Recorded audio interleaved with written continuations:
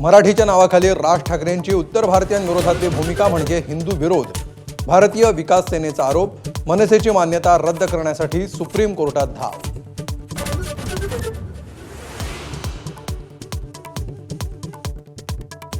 मनसे विरोधातील याचिका म्हणजे भाजपचं षडयंत्र. संदीप देशपांडेंचा दावा. मात्र आरोपामध्ये तथ्य नसल्याचं चंद्रशेखर बावनकुळेंचं उत्तर.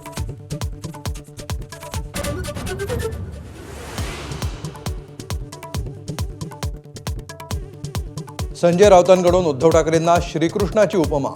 रत्नागिरीमधील सहदेव बेटकरांच्या पक्षप्रवेशावेळी कुरुक्षेत्राचा उल्लेख करत कोटी, तर श्रीकृष्णाशी तुलना हा मूर्खपणा. बावनकुळेंची टीका.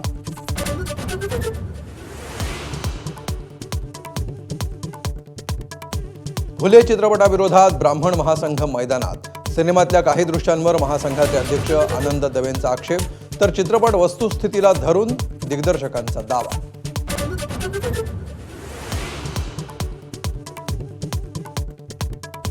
रुग्णांकडून कोणतंही डिपॉझिट घेऊ नका. दीनानाथ रुग्णालय प्रकरणानंतर पुणे महापालिका अलर्ट मोडवर. सर्व खासगी रुग्णालयांना बजावली नोटीस.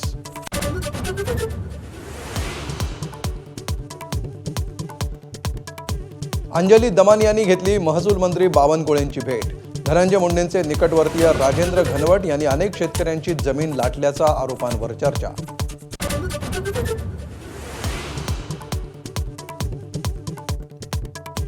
नाशिकमधल्या घोटीत 8वीच्या विद्यार्थ्यांच्या बॅगेत सापडले कंडोम, फायटर, चाकू आणि लोखंडी कडे आणि पत्ते. खासगी शाळेतल्या तपासणीनंतर शिक्षक आणि पालकांची उडाली झोप.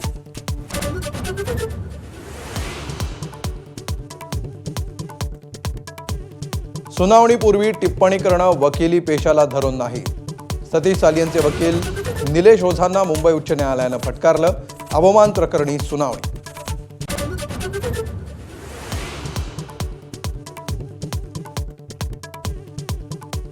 घरकुलांसाठी 5 ब्रास वाळू मोफत देणार. सरकारचा मोठा निर्णय.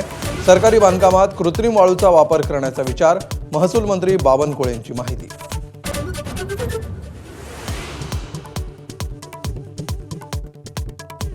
नवी मुंबई आणि पनवेलमधले 3,000 कोटींचे प्लॉट सिडकोनं घेतले ताब्यात. गेल्या 30 ते 40 वर्षांपासून विकास केला जात नसल्यानं कारवाई.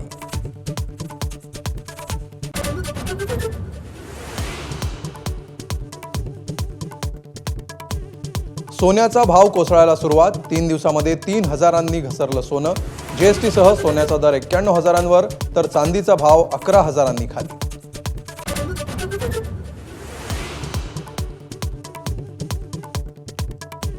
चैत्री एकादशीनिमित्त पंढरपुरात 4 लाखापेक्षा जास्त भाविकांची मांदियाळी. तर विठुरायाला पुरणपोळीचं नैवेद्य. दिवसभर मंदिर समितीकडून विविध कार्यक्रमांचं आयोजन.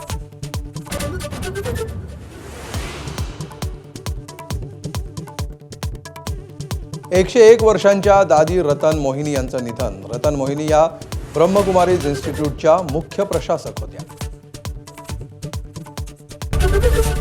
एबीपी माझा, उघडा डोळे बघा नीट.